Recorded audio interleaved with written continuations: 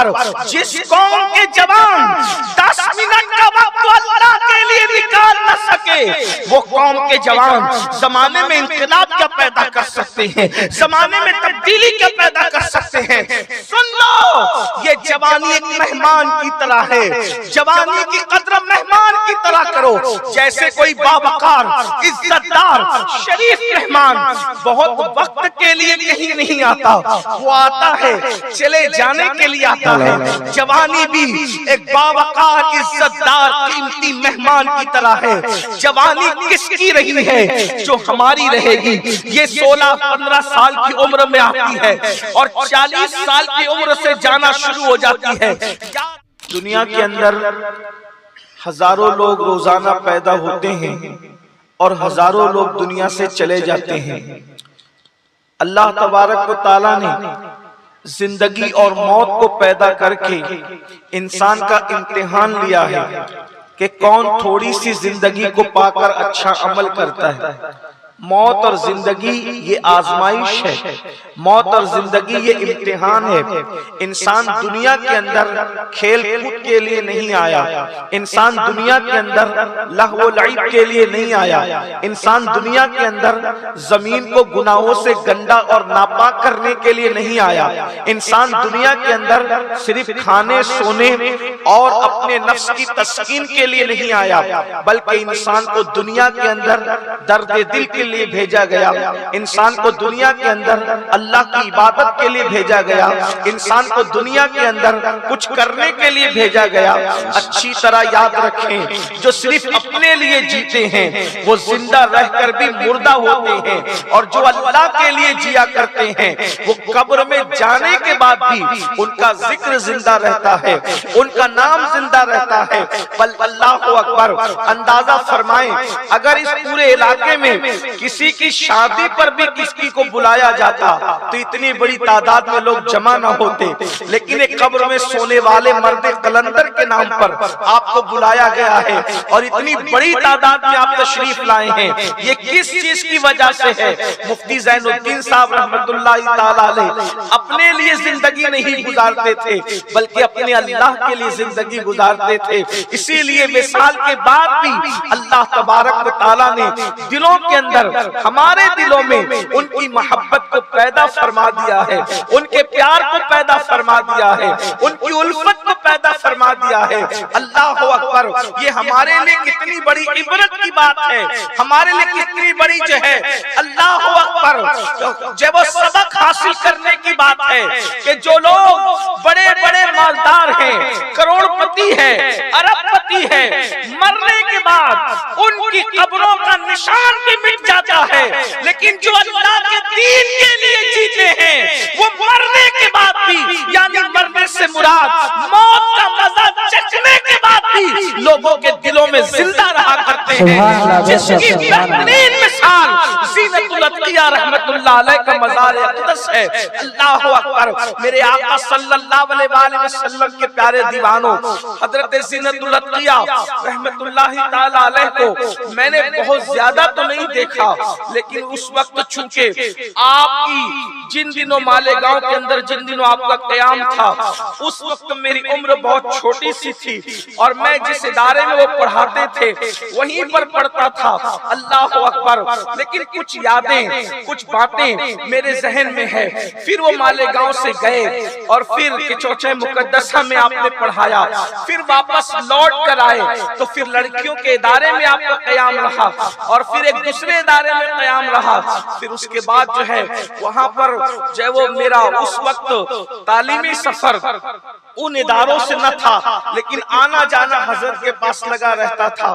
کبھی کبھی ایسا ہوتا ہے انسان جس علاقے کا ہوتا ہے، انسان جس گاؤں کا ہوتا ہے، انسان جس محلے کا ہوتا ہے، لوگ اس کی قدر نہیں کرتے، بلکہ بہت میرے عظیم استاد میرے قائد نے مجھے ایک بات کہی تھی۔ آپ نے فرمایا تھا دو چیزیں انسان کو ہمیشہ جو ہے وہ موت کے بعد نصیب ہوتی ہے، دو چیزیں انسان کو موت کے بعد نصیب ہوتی ہے، ایک قبر انسان کو موت کے بعد نصیب ہوتی ہے، اور ایک قدر انسان کو موت کے بعد نصیب ہوتی ہے۔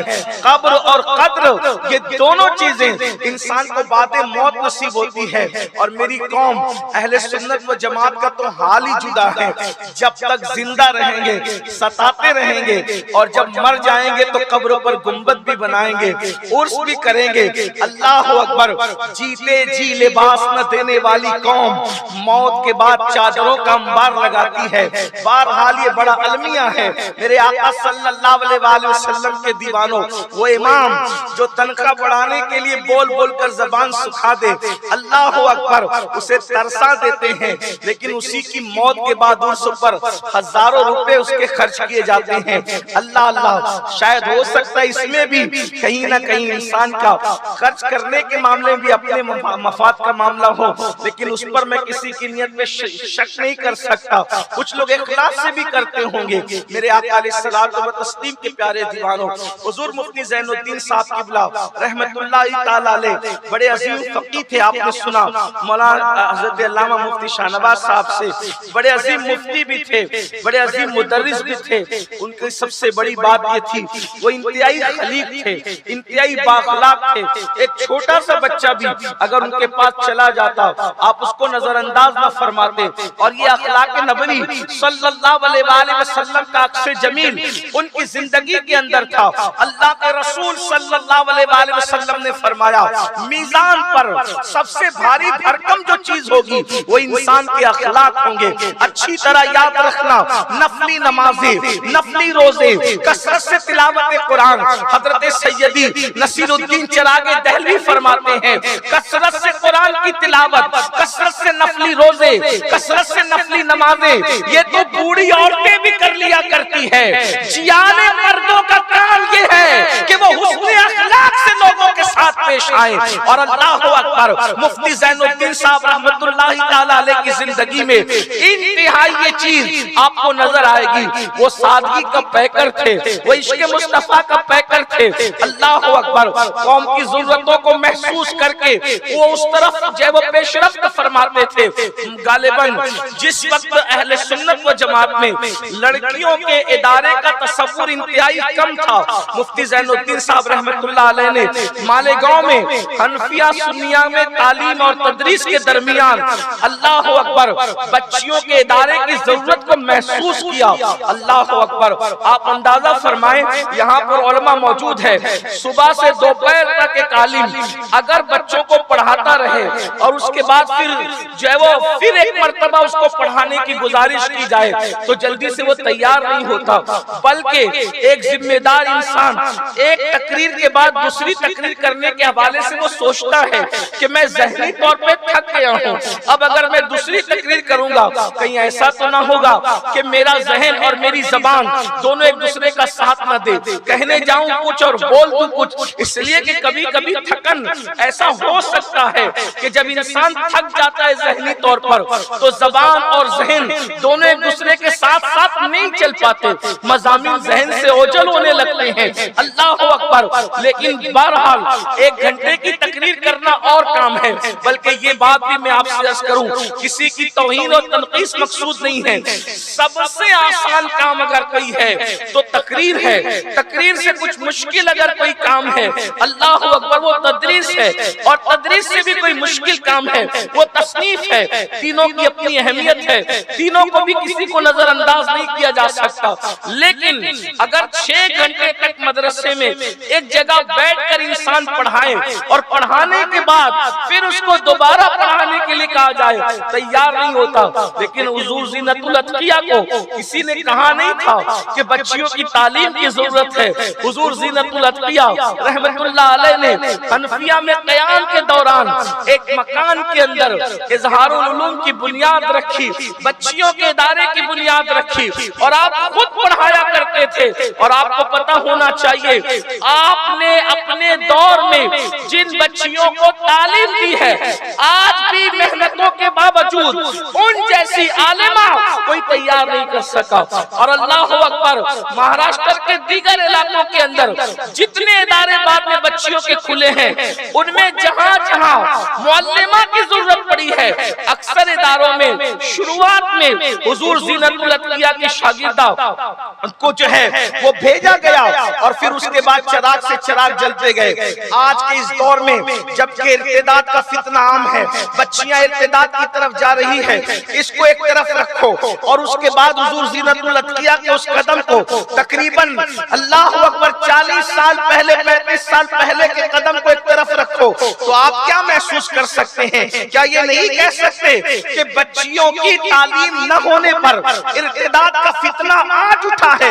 زینت الاتقیاء نے اس کو 35-40 سال پہلے محسوس فرما لیا تھا اور اس کا مداوع کرنے کی کوشش کی تھی. اللہ اکبر، یہ ان کی کیفیت تھی، لیکن زندگی اتنی سادہ تھی. جب عظمت مصطفیٰ میں وہ بچوں کو تعلیم دے رہے تھے گاہے بگاہے استفادہ کے لیے میں بھی پہنچ جایا کرتا تھا.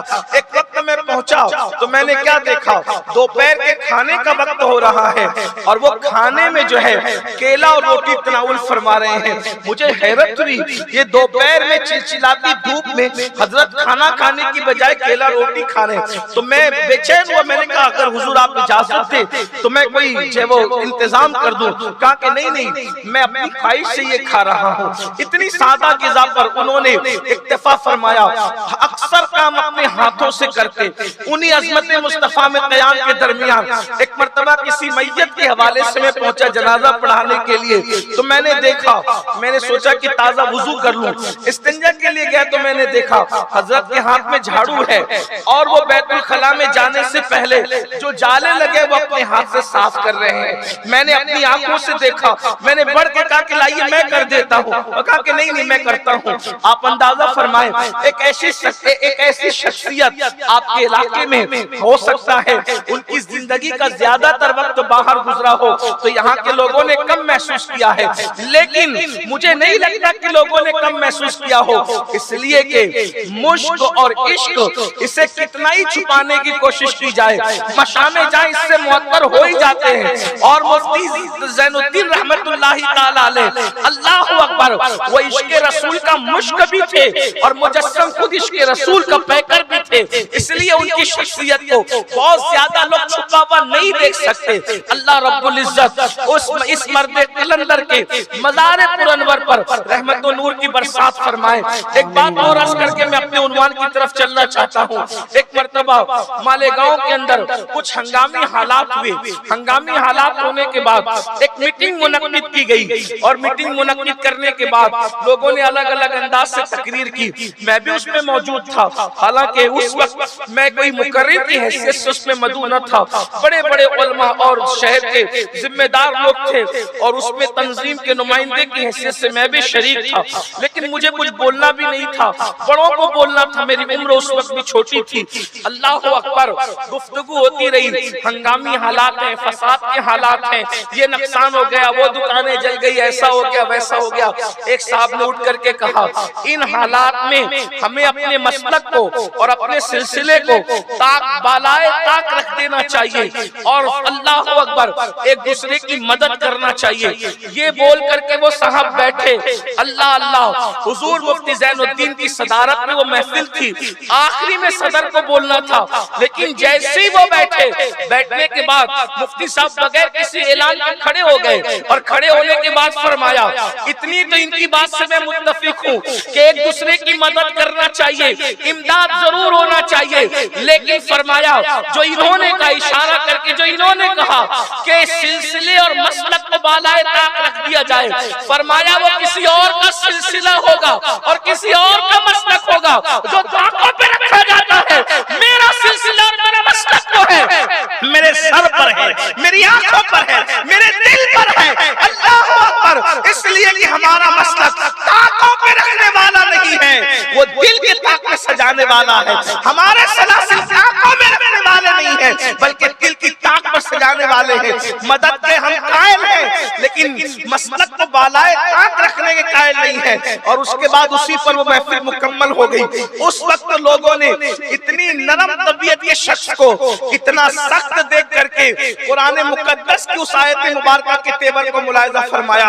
اشداء والکفار اللہ اکبر رحماء بینہم، وہ آپس میں ایک دوسرے کے ساتھ رحم دل ہیں. لیکن جب گستاخ کی بات آتی ہے، کفر اور کافر کی بات آتی ہے، تو پھر وہاں پر نرمی نہیں بلکہ وہاں سختی سے کام لیا جاتا ہے. دشمن احمد میں شدت کیجئے، ملحدوں کی کیا مرمت کیجئے، غیر میں جل جائے بے دینوں کے دل، یا رسول اللہ کی کثرت کیجئے.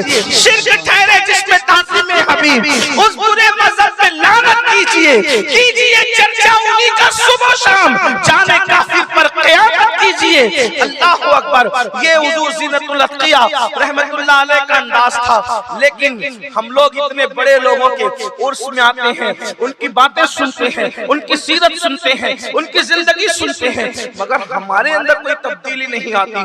عرس کا مطلب یہ نہیں ہے کہ ہم بھیڑ کریں، عرس کا مطلب یہ نہیں ہے ہم چادر گھاگر کریں، عرس کا مطلب صرف یہ نہیں ہے کہ ہم چادریں چڑھائیں، عرس کا مطلب صرف یہ نہیں ہے کہ ہم پھول ڈالیں. یہ ساری چیزیں اپنی جگہ ہے، اس کا انکار نہیں ہے، لیکن عرس کا اصل مقصد یہ ہے کہ ایصال ثواب کیا جائے اور جس بزرگ کے مزار پر آپ جا رہے ہیں ان کی سیرت کو سن کر اپنی زندگی کو اس کے سانچے میں ڈھالنے کی کوشش کی جائے. اللہ اکبر. ایک چھوٹا سا وجود، ایک دبلا پتلا وجود جب اتنا بڑا انقلابی کام کر سکتا ہے تو ہم کام کیوں نہیں کر سکتے؟ ہم لوگوں کے کام کیوں نہیں آ سکتے؟ بلکہ آج میری قوم کے جوانوں کا مزاج ہے، اللہ نے جوانی دی ہے تو گانوں کی دہلیز پر اس کو تج دو. اللہ نے جوانی دی ہے تو فلمیں دیکھ کر اسے ضائع کر دو. اللہ نے جوانی دی ہے نکڑوں پر بیٹھ کر اسے ضائع کر دو. اللہ نے جوانی دی ہے جرائم کے اندر اسے ضائع کر دو. اللہ نے جوانی دی ہے موبائل، فیس بک، یوٹیوب پر اسے برباد کر دو.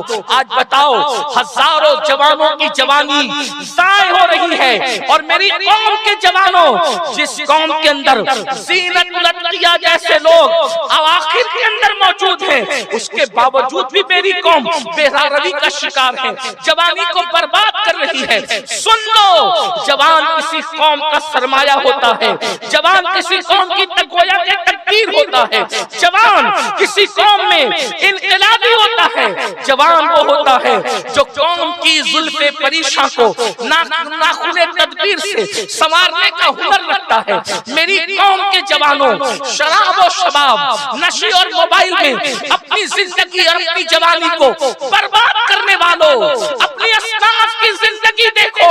تم ہی تھے جنہوں نے جوانی میں اندلس کے ساحل پر کشتیاں جلا کر کے لوگوں کو بتایا تھا کہ مسلم جوانوں کا کردار کیا ہوتا ہے. جب طارق بن زیاد سے کہا گیا کہ تم کشتیاں جلا رہے ہو اجنبیوں کے ساحل پر، تو آپ نے فرمایا تھا کشتیاں اس لیے جلا رہے ہیں تاکہ دشمن کو اور دوستوں کو ہمارے عزم کا پتہ چل جائے، دوستوں کو یوں پتہ چل جائے کہ اب واپس لوٹ کر نہیں جانا، یا تو یہاں ہماری قبریں بنے گی یا تو یہاں اسلام کا پرچم لہرایا جائے گا. یہ جذبات مسلم جوانوں کے آج وہ جذبات کہاں گئے جو اسلام کا پرچم لہرانے کے لیے اپنی قبریں تک بنانے کے لیے تیار تھے. اور آج قوم مسلم کے جوانوں کا حال یہ ہے، وہ 10 منٹ خود اپنی آخرت کو سنوارنے کے لیے نماز کے لیے وقت نہیں نکال سکتے. اللہ اکبر.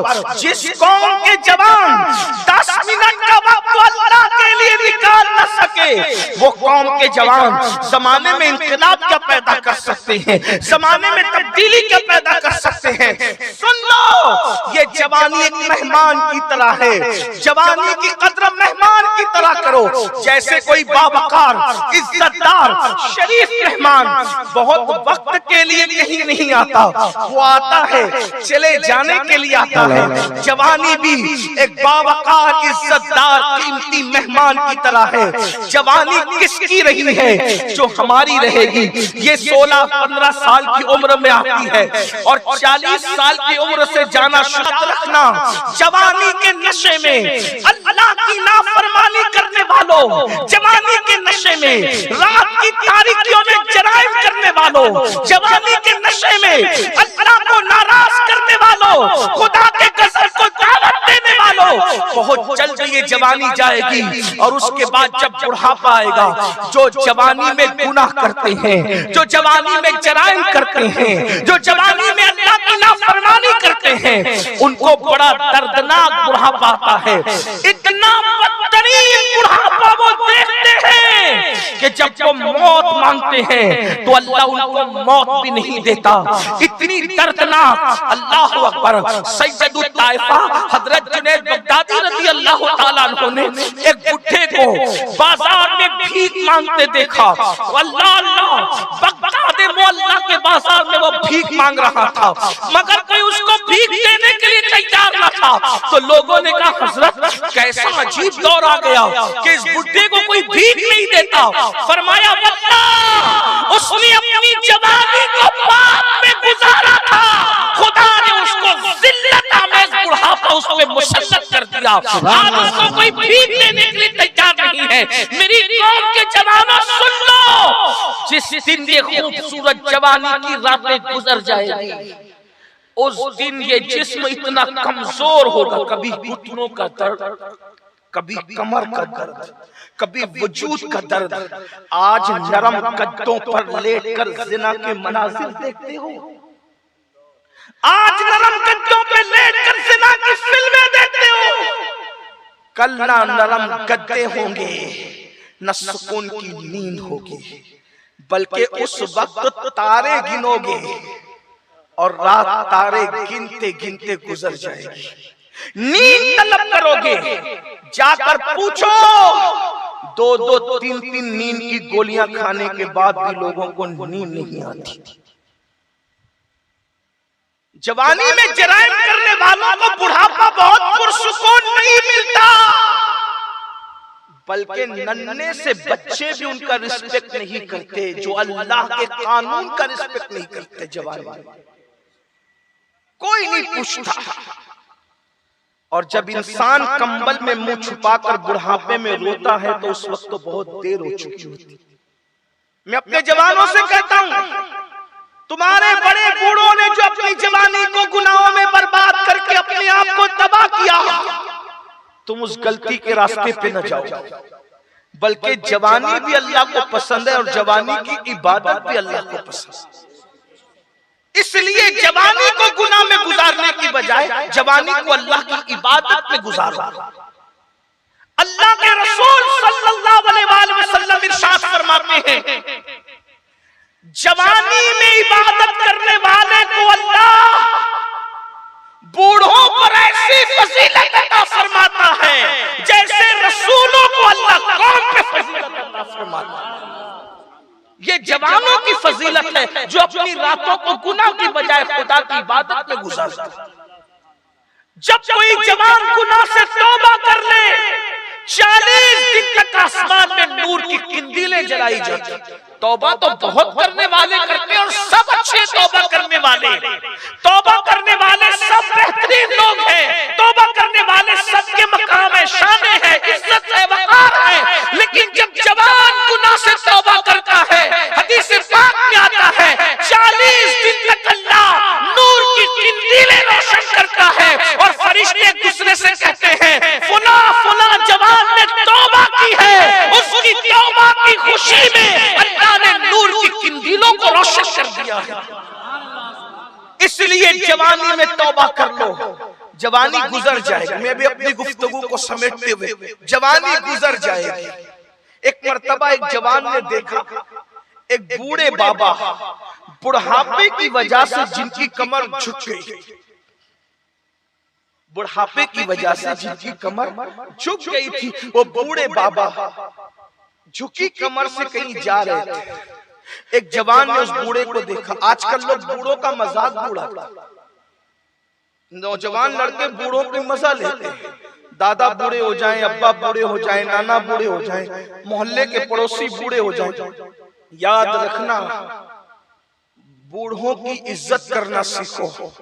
اللہ کے رسول صلی اللہ علیہ وآلہ وسلم فرماتے ہیں جو اللہ اور یوم آخرت پر ایمان رکھتا ہے اس کو چاہیے کہ وہ بوڑھوں کی عزت کرے. اور آقا علیہ السلام ارشاد فرماتے ہیں دوسرے مقام پر حدیث پاک کا مفہوم ہے کہ جس بوڑھے کو اسلام میں بڑھاپا آ گیا اس کے حق کو ہلکا نہ سمجھے گا مگر منافق. یعنی وہ شخص منافق ہوگا جن کو بڑھاپا اسلام میں آیا ان کے حق کو ضائع کرنے والا، ان کو حقیر سمجھنے والا، اس کے اندر نفاق کی عادت ہوگی، منافقین کی صفت ہوگی. اس لیے بوڑھوں کی عزت کرو. جب کسی مومن کے سفید بال ہو جاتے ہیں تو میرے آقا فرماتے ہیں سفید بال والوں کی دعا کو رد کرنے میں اللہ حیا فرماتا ہے. اور اگر کوئی متقی پرہیزگار مومن بوڑھا ہو جاتا ہے تو اللہ فرشتوں سے کہتا ہے یہ گناہ اگر اس سے ہو جائے تو اس کا گناہ مت لکھنا، اس لیے کہ یہ بوڑھا ہو گیا. اور بڑھاپے میں جوانی میں کوئی نفل بھی پڑھتا تھا، سنت غیر موقعہ بھی پڑھتا تھا، کثرت سے عبادت کرتا تھا، لیکن جب بوڑھا ہو گیا، کمزور ہوا تو اب صرف بہت زیادہ عبادت نہیں کر پاتا، کم عبادت کم کر پاتا ہے. تو اللہ ارشاد فرماتا ہے یہ کم عبادت اس کی کیوں ہے؟ تو فرشتے عرض کرتے مولا تو بہتر جانتا ہے کہ یہ بوڑھا ہو گیا. اللہ ارشاد فرماتا ہے بوڑھا میں نے کیا، کمزور میں نے کیا، اب یہ زیادہ عبادت نہیں کر پاتا، عبادت کم تو بھی کم مت لکھنا. جوانی میں جتنی زیادہ کرتا تھا وہ ساری عبادتوں کا ثواب بھی بڑھاپے میں لکھا جائے گا. بوڑھوں کی بھی فضیلت ہے، لیکن جوان لوگ بوڑھوں کا مذاق اڑاتے ہیں. مذاق نہ اڑاؤ، ان کی عزت کرو، ان کی توقیر کرو، ان کی تعظیم کرو. تو ایک بڑے میاں جن کی کمر جھک گئی تھی، ایک جوان نے سوچا چلو ان کا مذاق اڑائیں گے، ان کی مزہ لیں گے. تو وہ جھکی ہوئی کمر سے جا رہے تھے. تو جب کسی کی کمر جھک جائے تو ایسا لگتا ہے نا کہ جیسے وہ کچھ ڈھونڈ رہا ہے، حالانکہ وہ ڈھونڈتا کچھ نہیں، اس کی کمر جھکی ہوتی. تو اس نے مذاق اڑاتے ہوئے کہا بابا کیا ڈھونڈ رہے ہو؟ بابا کیا ڈھونڈ رہے ہو؟ کیا تلاش کر رہے ہو؟ بڑے میں سمجھ گئے میری مذاق اڑا رہے ہیں. اچھی طرح یاد رکھنا سوال کتنا بھی گندا ہو، انسان کے اچھے اخلاق اور اعلیٰ ظرفی کی نشانی یہ ہے کہ جواب اچھے انداز سے دیا گیا. اس لیے کہ لوگ کہتے ہیں اینٹ کا جواب پتھر سے دے. اینٹ کا جواب پتھر سے دینا یہ کسی اور کا طریقہ تو ہو سکتا ہے، مومن کی شان نہیں ہو سکتی. اور یاد رکھنا اینٹ کا جواب پتھر سے دینے والے سر پھوڑ سکتے ہیں، کسی کا دل نہیں جیت سکتے. لیکن پتھر کا جواب پھول سے دینے والے کسی کا سر نہیں پھوڑتے بلکہ لوگوں کے دلوں کو جیتا کرتے. ایک جوان نے کہہ دیا بابا کیا ڈھونڈ رہے، کیا تلاش کر رہے ہیں؟ اس بڑے میاں نے جوان کو دیکھا اور مسکرا کے کہا بیٹا میں اپنی کھوئی ہوئی جوانی ڈھونڈ رہا ہوں، مجھے جوانی کی تلاش ہے بیٹا. جب میں بھی تیری طرح جوان تھا، تیری طرح جوان سوچتا تھا خوب عبادت کروں گا، عبادت کے وقت ٹائم نہیں نکال سکتا تھا. جیسے تو بیکار بیٹھا نا میں بھی ایسے بیکار بیٹھا. جوانی کے وقت جیسے تو ہوج موج مستی مذاق کرتا ہے نا ویسے میں بھی کرتا تھا. میں سوچتا تھا کہ بوڑھا ہو جاؤں گا، سب کام سے فری ہو جاؤں گا، فارغ ہو جاؤں گا، اللہ ہی اللہ کروں گا، عبادت بھی کروں گا، نمازیں پڑھوں گا، مسجد کی کبوتری بن جاؤں گا، مسجد کے کونے میں بیٹھا رہوں گا، تلاوت کے سوا کچھ نہیں کروں گا. لیکن بیٹا جب جوانی تھی، ہاتھ پیر میں طاقت اور قوت تھی، جب عبادت کرنے کے لیے اللہ نے طاقت قوت دی تھی، میں نے کھیل کود اور گناہوں میں وقت کو گزارا اور سوچا تھا جب بڑھاپے میں کروں گا. لیکن بڑھاپا آیا تو ایسی کمر جھک گئی کہ اب میں کیا عبادت، ایسا ہو گیا طبیعت میں خرابی آ گئی، کیا عبادت کروں؟ تو میں اپنی جوانی کو ڈھونڈ رہا ہوں اس جھکی ہوئی کمر سے. مگر تجھے نصیحت کرتا ہوں جو غلطی میں نے کی ہے وہ تو نے نہ کرنا، جو جوانی کو میں نے ضائع کیا ہے تو نے ضائع نہ کرنا. یہاں پر بیٹھے ہوئے اکثر لوگ جوان ہیں، اور سے زینت الاتقیاء میں آنے والوں، جوانی میں آپ ظہر میں صرف 12 نہیں بلکہ 14 بھی پڑھ سکتے ہو، 16 بھی پڑھ سکتے ہو، 18 بھی پڑھ سکتے ہو، اس لیے کہ جوان ہو، نوافل زیادہ پڑھ سکتے ہو. میرے بھائی